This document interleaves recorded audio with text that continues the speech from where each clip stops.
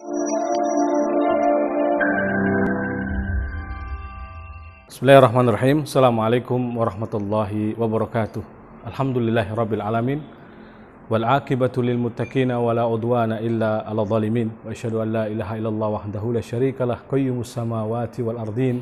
Wa asyhadu anna Muhammadan abduhu wa rasulul amin. Nabiyina Muhammadin sallallahu alaihi wasallam al-mab'us rahmatan lil alamin wa huwa sayyidul awwalin wal akhirin wa sayyidul mursalin wa ala alihi at-tahirin at-tayyibin wa ashabi ghuril mayamin wa man tabi'ahum bi ihsanin ila yaumiddin. Amma ba'd.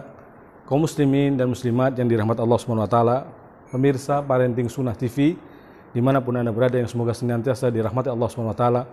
Segala puji hanya milik Allah Jalla wa ala.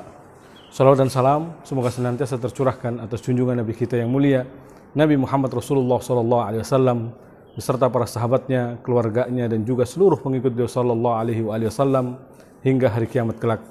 Kaum muslimin yang dirahmati Allah Subhanahu wa taala, kembali kita akan menjawab pertanyaan yang masuk. Di sini ada satu pertanyaan,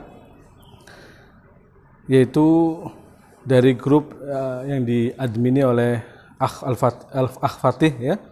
Assalamualaikum, izin bertanya, anak saya laki-laki umur hampir 4 tahun selalu mau ikut masjid.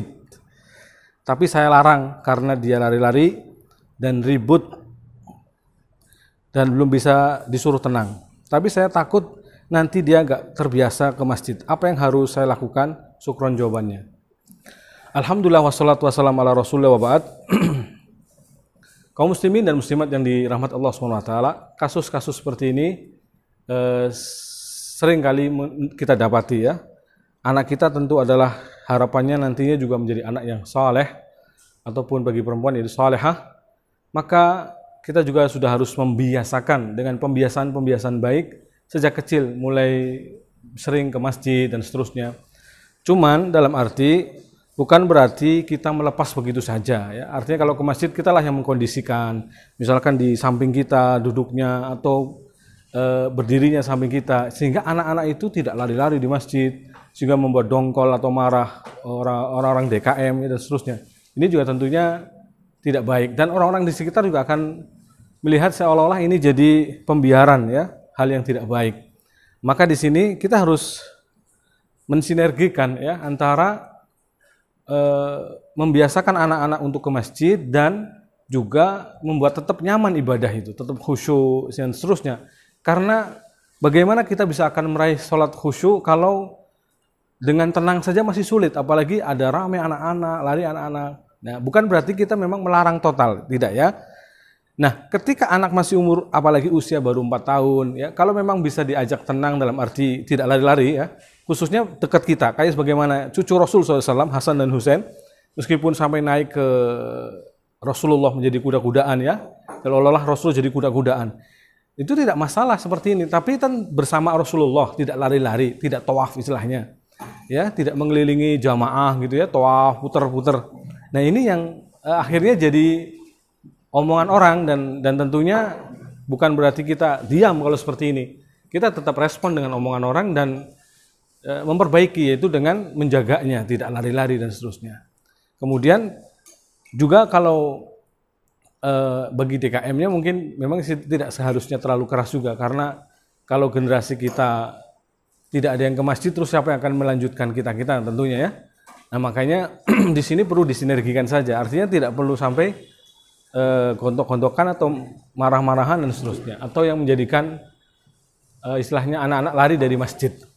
Nah, perkara yang Anda lakukan ini sebenarnya tidak perlu dikhawatirkan. Artinya kalau usia sekian kemudian tidak ke masjid tidak masalah. Karena Nabi memerintahkan anak sholat atau mulai latihan sholat itu 7 tahun. Nabi mengatakan muru auladakum bisolah wa hum abna'a sab'i sinin. Perintahkan anak sholat itu ketika usia 7 tahun. Wadribuhum 'alaiha, dan pukul mereka ketika mereka meninggalkan sholat, wahum abna'a asri sinin, ketika usianya 10 tahun. Nah, berarti di sini satu yang mulai dibiasakan ke anak-anak kita itu, sebagaimana anjuran Nabi, adalah 7 tahun. Karena 7 tahun di sini kita lihat juga anak-anak biasanya secara umum global ya, bahwa anak-anak itu sudah mulai mumayyiz, memahami apa yang kita omongkan, dan dia pun menuruti gitu, menjawab dan bisa menjawab dengan jawaban yang sesuai yang diinginkan. Itu disebut dengan mumayyiz. Bahkan biasanya ada mumayyiz memang 5 tahun atau 6 tahun, tetapi secara global adalah 7 tahun. Makanya baginda Rasulullah SAW tentu guru terbaik dalam masalah tarbiyah anak-anak kita, termasuk bahkan umat Islam secara umum, ya, bahkan umat dunia peradaban. Makanya beliau menganjurkannya itu ketika usia 7 tahun. Tapi kalau kita kemudian sesekali kadang mengajak ke masjid, sesekali tak masalah. Tapi jangan terus-terusan akhirnya dibiarkan main dan main gitu ya. Karena pembiaran mainnya ini juga akhirnya menjadi pembiasaan, berarti seolah-olah kita membiasakan buruk. Gitu loh yang jadi masalah. Nah, inilah yang jadi PR kita. Jadi boleh ke masjid tetapi jangan sampai ada pembiaran, ya, berkerumun dengan anak kecil yang lainnya. Enggak, ini bukan untuk nongkrong.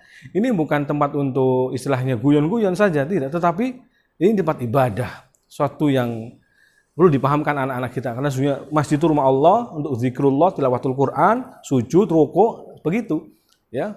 Sehingga ya memang agak sakral seolah-olah masjid itu. Makanya Umar radhiyallahu ta'ala anhu tatkala datang suatu kafil atau istilahnya orang-orang dari Taif, lalu kemudian bikin gaduh di masjid, khususnya Masjid Nabawi waktu itu, ya. Maka kemudian Umar memanggil 2 orang ini. Min aina antuma? Dari mana kalian berdua? Umar menanyakan, dari mana kalian berdua? Lalu mereka mengatakan, an-ana atau inna minat Taif, kami dari Taif. Apa jawab Umar? Lau annakuma min hadil Madinah la auja'tukuma. Andaikan kalian asli penduduk Madinah ini, niscaya akan aku pukul. Tentu di sini khitabnya kepada orang yang dewasa, orang yang sudah paham omongan dan pembicaraan. Tetapi inilah adab di dalam rumah Allah Subhanahu wa taala. Ya, bukan untuk gaduh, rame. Kalaupun memang rame di kala-kala memang bukan untuk ibadah, misal digunakan untuk di dalamnya misalkan untuk latihan silat, tapi bukan momen waktu yang dimana untuk sholat, ya, atau rame orang sedang sholat, ya nggak masalah lah, iskal, ya. Tapi kalau orang lagi rame, kemudian orang lagi gantian sholat datang bergilir, apalagi banyak di sana rumah-rumah Allah yang notabene seolah-olah nggak pernah sepi dari pengunjung. Maksudnya orang yang sholat, hendak sholat terus. Nah ini di sini mungkin perlu artinya diatur, ya, tidak sampai menjadikan gaduh sehingga orang yang sedang sholat terganggu.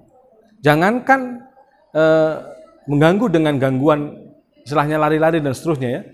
Yang sedang baca Quran saja disuruh untuk melirihkan bacaannya agar tidak mengganggu orang yang sedang sholat. Nah ini petunjuk Nabi SAW. Maka apa yang dilakukan Bapak, ya, atau saudara tentang anak-anak yang masih usia belia, tidak masalah. Untuk sementara kemudian tidak ke masjid dulu, tapi dicontohkan di rumahnya mungkin bersama uminya, ya, atau mungkin saat sholat sunnah ikut sholat sama abinya. Abinya kan bisa sholat sunnah di rumah, ya, karena sebaik-baik sholat itu sebaik-baik sholat sunnah itu di rumah, ya. Karena jangan menjadikan rumah seperti kubur. Wala taj'alu buyutakum kubura, kata Nabi. Jangan jadikan rumah-rumah kalian seperti kuburan, yaitu mengosongkan rumah sunyi dari hal-hal amal ketaatan, dari baca Quran, dari sholat sunnah, sholat malam, sholat duha, ya. Ini kan harusnya banyak dikerjakannya di mana? Di rumah, ya. Jadi artinya banyak momen kita bisa masih memberikan pengajaran pada anak-anak kita, pembiasaan pada anak-anak, khususnya anak-anak yang masih di bawah usia mumayyiz, untuk kita didik membiasakan sholat, mengikuti contoh-contoh kita ikut sholat di rumah dalam arti yaitu sholat sunat sunnah kita, ya. Jadi nggak masalah. Jadi nggak perlu istilahnya terlalu khawatir berlebihan dalam bab seperti ini, ya. Insya Allah, apalagi kita ini masih di zaman pandemi, notabene sebagian orang masih berpendapat kalau khawatir atau takut berlebihan dengan tertular, maka dia juga masih boleh di rumah, sehingga dia bisa mengimami sholat bersama keluarganya. Dan di sini dia bisa mencontohkan anak-anaknya untuk bagaimana tertib di dalam kondisi sedang sholat, ya, sehingga nanti ketika keluar rumah seolah-olah dilepas pun siap untuk tertib, ya, karena memang ya namanya anak-anak memang ketika sudah kumpul dengan temannya ya susah juga. Maka di sini butuh dibiasakan, ya. Nanti kalau disebut atau dibisikkan, nanti kalaupun ketemu temannya mohon istilahnya jangan lari-lari, ya. Dinasihati, intinya ada bekal lah, jangan sampai dilepas begitu saja. Ini yang keliru adalah ketika kita bawa anak kecil, lalu kita lepas. Seolah-olah anak sudah mampu mengendalikan diri. Nah ini namanya anak-anak. Ya. Maka ma'asyiral muslimin, bijaklah di dalam mengambil sikap mendatangkan atau membawa anak ke masjid. Wallahu ta'ala wa alam bisawab. Semoga kita termasuk orang-orang yang yakni tetap bisa mendidik generasi baik di rumah, di dalam rumah ataupun di masjid di mana saja. Semoga anak-anak kita termasuk anak-anak yang nantinya menjadi pemimpin besar umat ini, menjadi orang-orang yang menjadi pemimpin peradaban ya, dan termasuk orang-orang yang saleh salehah ya, sehingga bisa melahirkan generasi yang baik pula. Demikian wallahu taala wa a'lam bishawab. Al-afu minkum wa sallallahu ala nabiyyina Muhammad wa alihi wa sahbihi ajma'in. Walhamdulillahirabbil alamin. Wassalamualaikum warahmatullahi wabarakatuh.